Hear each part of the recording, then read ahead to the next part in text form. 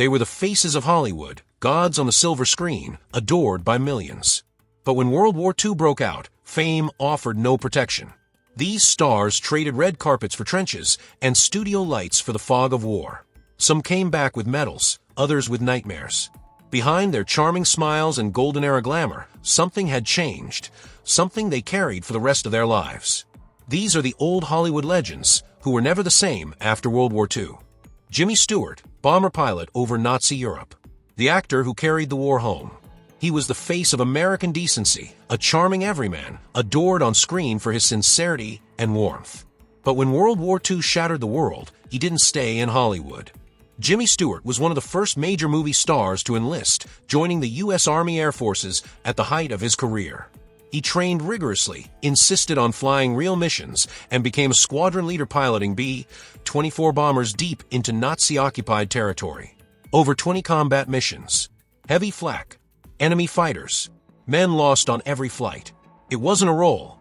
It wasn't for show. He was really there.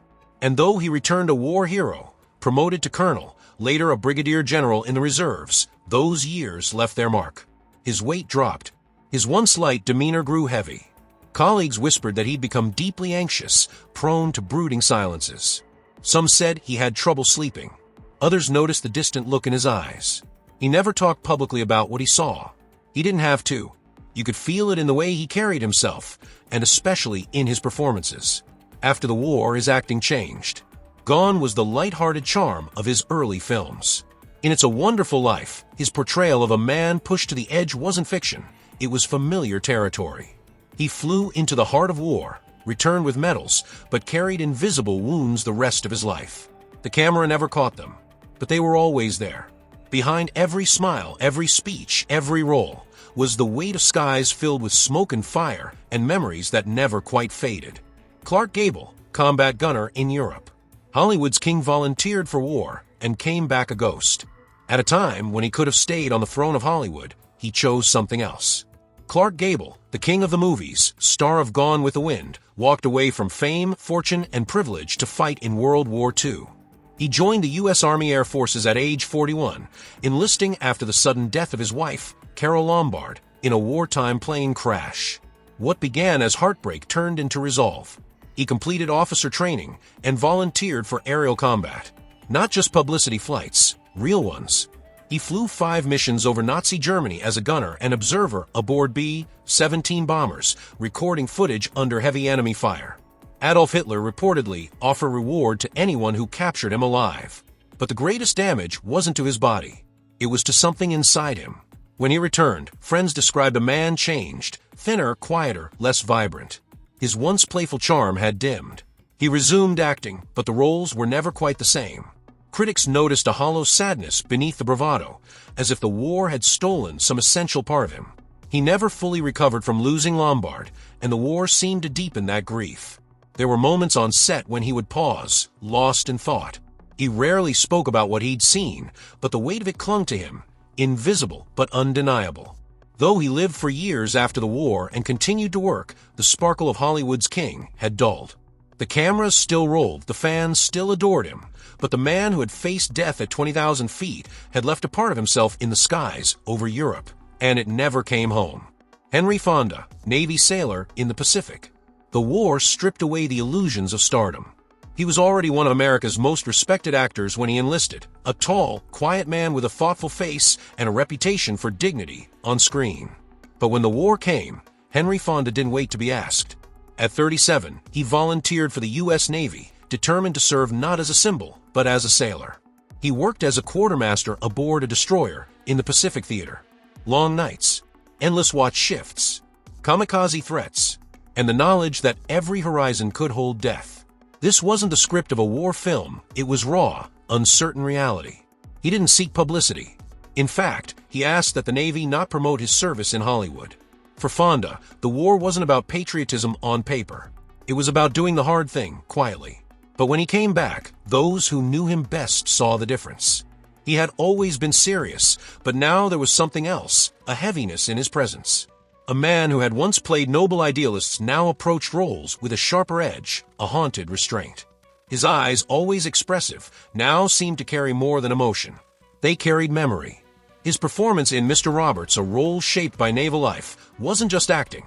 It was lived experience worn into his posture and tone. He rarely spoke about what he saw in the Pacific, but in interviews, he often referenced how the war made him see the world, and himself, differently. The illusion of control, the comfort of order, war had stripped those things away. He returned to the screen, but he was no longer just a leading man. He was a survivor, quieter, sharper, and forever shaped by the ocean and the darkness that surrounded it. Audie Murphy, infantry soldier in Europe. The war made him a legend and left him broken. He was too small, too young, and too poor to stand out, but the war had other plans. Audie Murphy lied about his age to enlist in the U.S. Army, and what followed was one of the most extraordinary combat records in American military history. He wasn't a movie star yet, but by the time he came home, he was the most decorated U.S. soldier of World War II. He fought across Sicily, Italy, France, and Germany. He was wounded multiple times, earned 33 awards and medals, and famously held off an entire German company alone while calling artillery strikes on his own position. The country hailed him as a hero. Hollywood came calling soon after. But what the cameras didn't see, what no one wanted to see, was what the war had taken from him. He had trouble sleeping. Loud noises sent him into fits of panic. He distanced himself from people, even as his fame grew. On screen, he played stoic soldiers and gunslingers, but off camera, he was fighting a very different kind of battle. The war never truly ended for him. He once said that his proudest achievement wasn't a medal, it was surviving. Barely. His eyes in interviews revealed the truth. Always alert, always scanning. He struggled with restlessness, with quiet, with memory. The things he had done, the friends he had lost, they followed him, even in silence. Hollywood gave him a second life, but it could never give him peace. Fame only deepened the loneliness. And though he became a symbol of courage for a generation, inside he remained a battlefield, not just a hero shaped by war, but a man still trapped in it. Lee Marvin, U.S. Marine at Saipan, wounded in battle, hardened for life. Before the silver hair and steel-eyed stare, before the roles that defined Hollywood's toughest men, Lee Marvin was just a rebellious kid from New York who found discipline and destruction in war. He served as a Marine in the Pacific Theater, fighting in one of the bloodiest campaigns of World War II, the Battle of Saipan. He was shot by machine gun fire, wounds that nearly killed him and left him with a damaged sciatic nerve, a lifelong limp, and pain that never really faded. He watched friends die around him. He bled into the sand. And when he came home, he brought the war with him. The world saw a new kind of actor emerge. Cold, brutal, honest. There was no pretense in his performances because he wasn't pretending. He knew violence. He had lived fear. You could feel it in his posture, his pauses, his stare. Every line he spoke carried the weight of someone who had seen death and survived it. Colleagues described him as intense, unpredictable, even haunted. He drank heavily. He rarely spoke of the war in interviews, but when he did, his tone shifted. No bravado, no glory. Just quiet truth. He once said combat strips you down to your absolute essence, and that he never really got all the pieces back. In films like The Dirty Dozen and Point Blank, audiences cheered for his grit. But that wasn't movie magic. That was the Marine who had crawled through hell and come out scarred. The war made him a man of few words. But the ones he spoke, and the silences between them, told the real story. It was never just an act. It was memory. Charles Bronson, aerial gunner in the Pacific. Forged in poverty, tempered by war. Long before the steely glare and tough guy persona, Charles Bronson was the 11th of 15 children born to a poor coal mining family in Pennsylvania. He spoke little English growing up and knew hardship before he ever saw a battlefield. But war would deepen that hardship and shape the man who would later become an icon of vengeance and resilience. He enlisted in the U.S. Army Air Forces and served as an aerial gunner aboard B-29 Superfortress bombers in the Pacific. Cramped inside the belly of a flying fortress, surrounded by flak, fire, and death, he flew over 25 combat missions against the Japanese. He earned a Purple Heart for wounds sustained in battle. It was there, in those high-altitude missions, staring down death over enemy skies, that something shifted in him. A silence settled in. Not fear, but a kind of numb resolve. He had seen what survival demanded, and he carried that knowledge into everything he did afterward. When he returned home, he didn't speak of heroics. He went to art school on the GI Bill and drifted into acting, not out of desire for fame, but as a means to survive. On screen, he barely spoke. He didn't have to. His face, his posture, his stillness told the story. He rarely gave interviews. When he did, his answers were short, guarded. The past was not something he opened up about. But in every frame of Death Wish, The Magnificent Seven, or Once Upon a Time in the West, you could see it, the man who had lived through chaos and never fully put it behind him. The war gave him the stone-hard exterior. But behind it was a survivor who had seen too much and decided to say as little as possible. Tony Curtis, Navy signalman in the Pacific. A star born from the smoke of war. Before the charm, the fame, and the Hollywood glow, Tony Curtis was just Bernard Schwartz, a poor kid from the Bronx, the son of Hungarian Jewish immigrants, who saw war not as an escape, but as a calling. After the attack on Pearl Harbor, he enlisted in the U.S. Navy and served aboard a submarine tender in the Pacific Theater. He was trained as a signalman and witnessed firsthand the aftermath of brutal battles, among them the American invasion of Okinawa. He later recalled watching the USS Indianapolis limping into harbor, battered and broken, not long before it was torpedoed and hundreds of sailors were lost. That image, he said, never left him. The sea was vast, but it wasn't peaceful. Every day brought danger, tension, and the ever-present possibility of not returning home. And though Curtis didn't serve in direct combat, he lived in the shadow of death long enough to be changed by it. When he came back, he was restless, eager to move, to create, to live. He used the GI Bill to study acting, and his energy on screen was magnetic. But behind the bright smile and rapid-fire delivery was someone who had faced war too young. He later admitted that the Navy taught him more about life, death, and fear than any role ever could. He became one of the most recognizable faces of the 1950s and 60s, yet beneath the fame was always that young sailor, still looking at the ocean, still remembering what floated in its wake. The war didn't define him, but it shaped him. It gave his performances a current of urgency, of survival, of knowing how fast everything can be taken away. For Tony Curtis, the war was never a backstory. It was the furnace that forged his future. Kirk Douglas, Navy lieutenant in anti-submarine warfare. Hollywood's tough guy faced the real enemy first.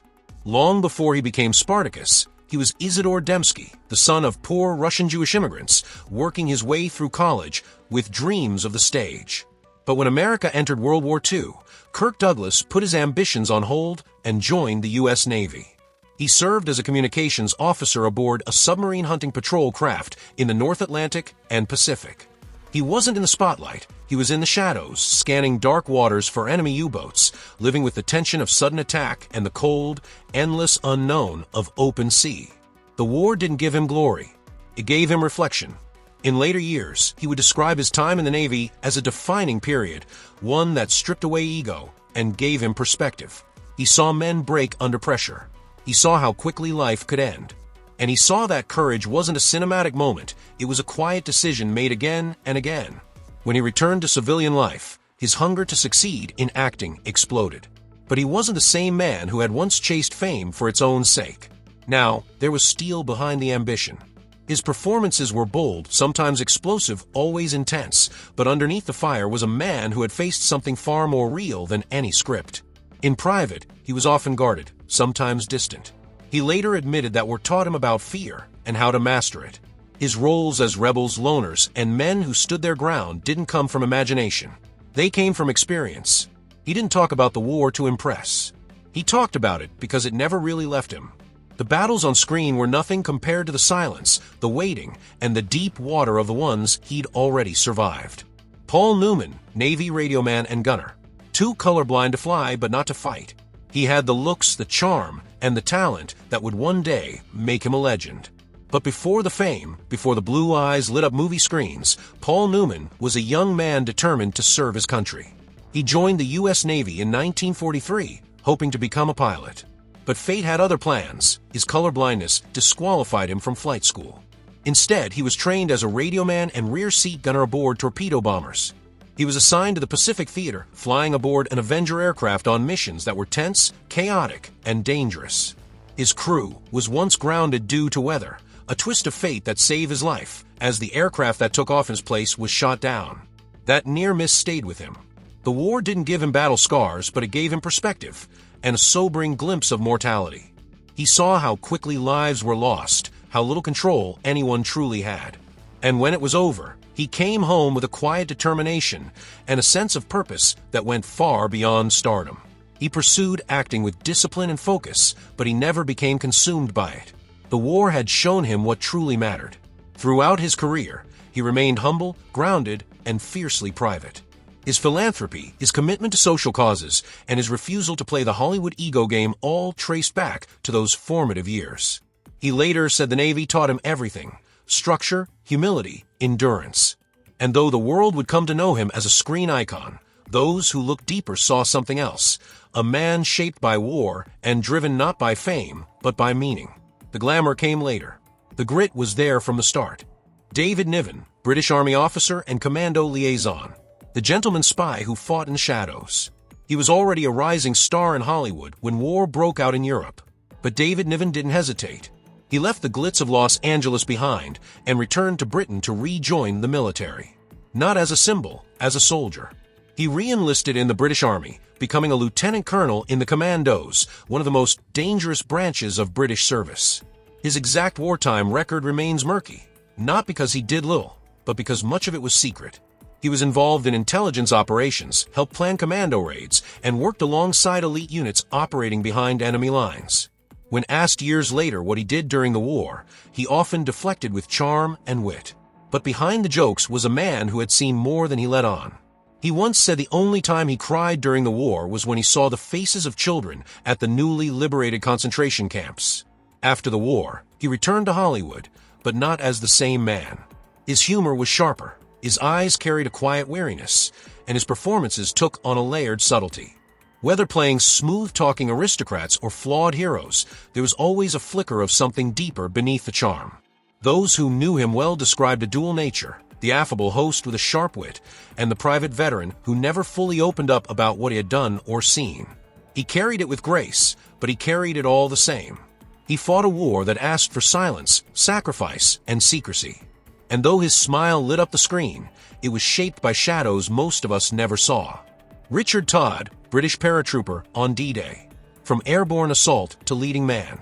Before he ever stepped onto a soundstage, Richard Todd was leaping into Nazi-occupied France as part of one of the most daring operations of World War II. As a British Army officer in the 6th Airborne Division, he parachuted into Normandy on the night before D-Day, tasked with helping secure key bridges during the Allied invasion.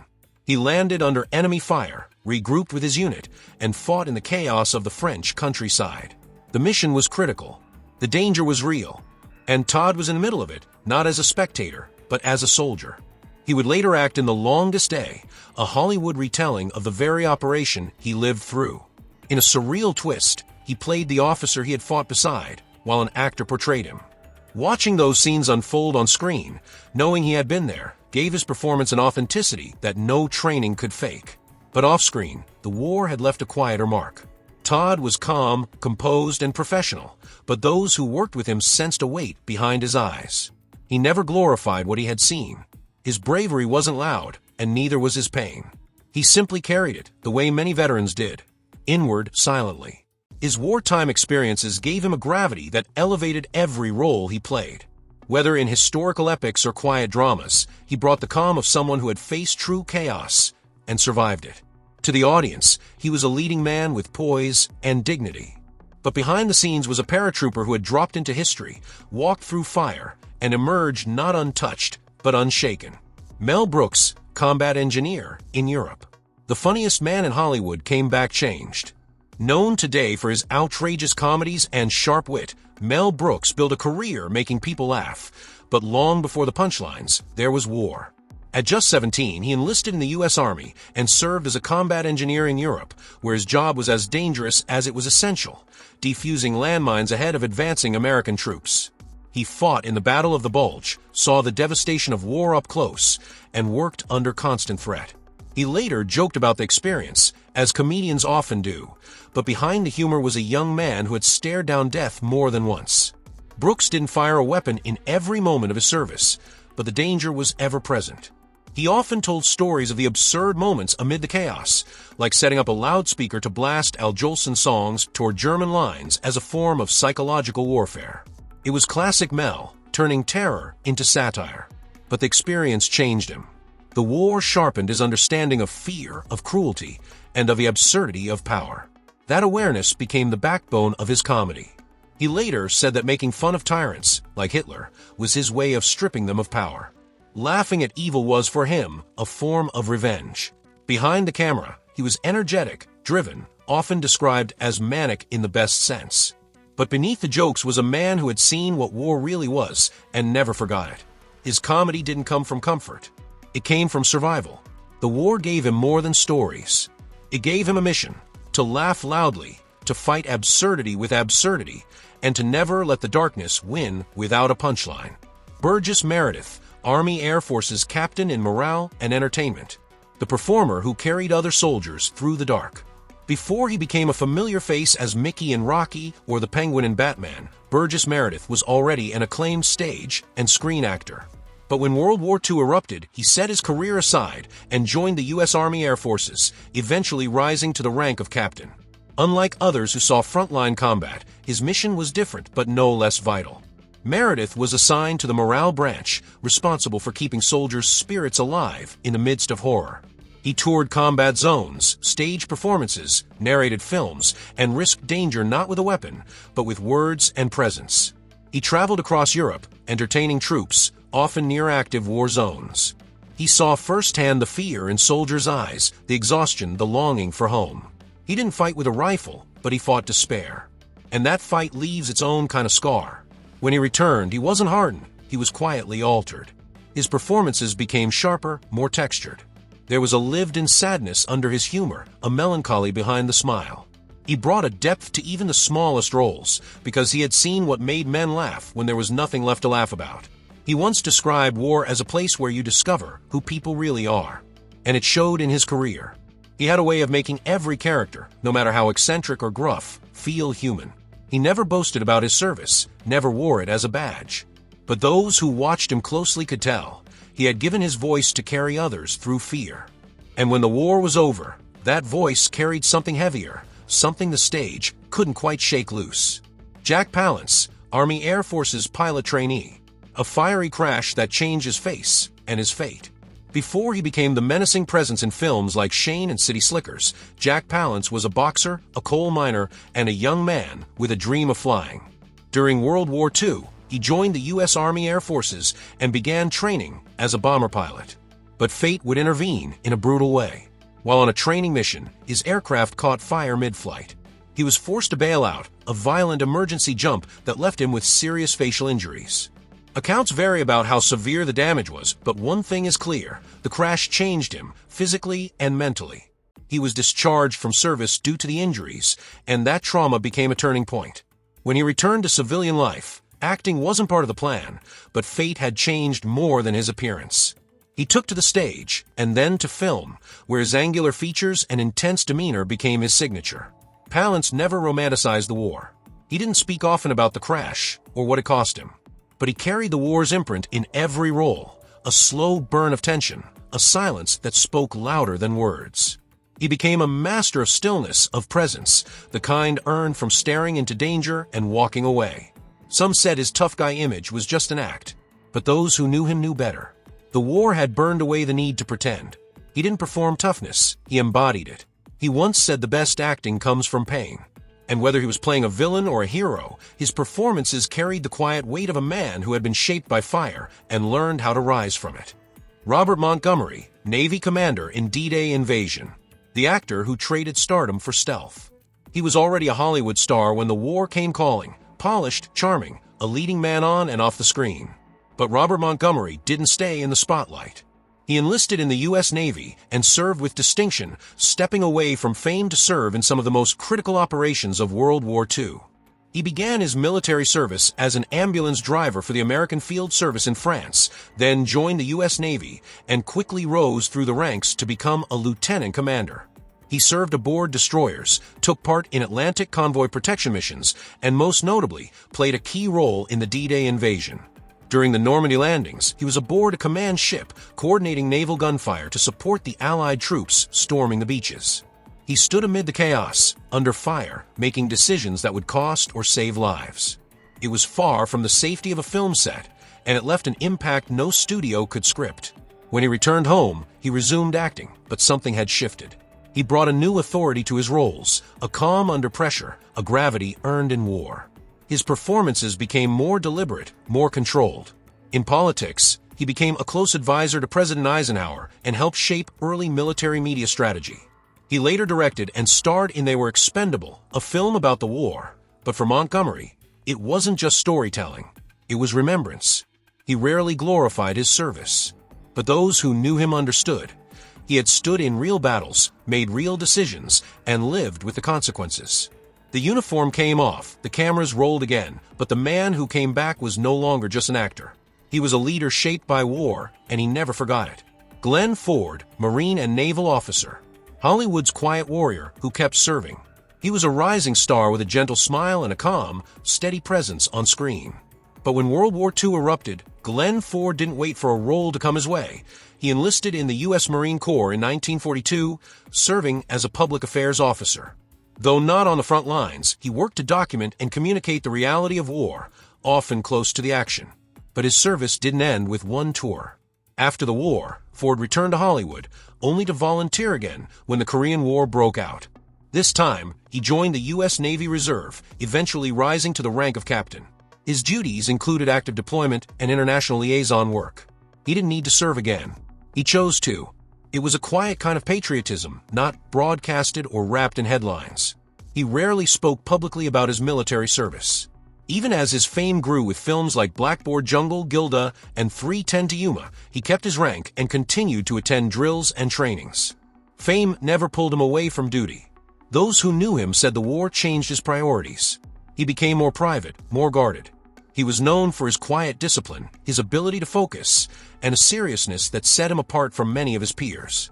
His characters were often calm under fire, and it wasn't an act. It was a reflection of who he had become. Glenn Ford lived most of his life in two worlds, the noise of Hollywood and the silence of service. And though the world remembers him as a movie star, beneath that legacy is another, of a man who answered his country's call more than once and carried that weight without ever asking for applause. They were more than stars. They were soldiers, sailors, airmen, and Marines. They stepped away from the spotlight, faced fear, loss, and sacrifice, and when they came home, they carried the war within them, often in silence. Their names lit up marquees, but their service lit up something deeper: courage, humility, and a reminder that even legends are human. We owe them more than applause. We owe them remembrance. If you found their stories as powerful as we did, consider subscribing for more untold chapters from history, where fame meets reality and heroes wear more than costumes. Thank you for watching. And to those who served, then and now, thank you for your service.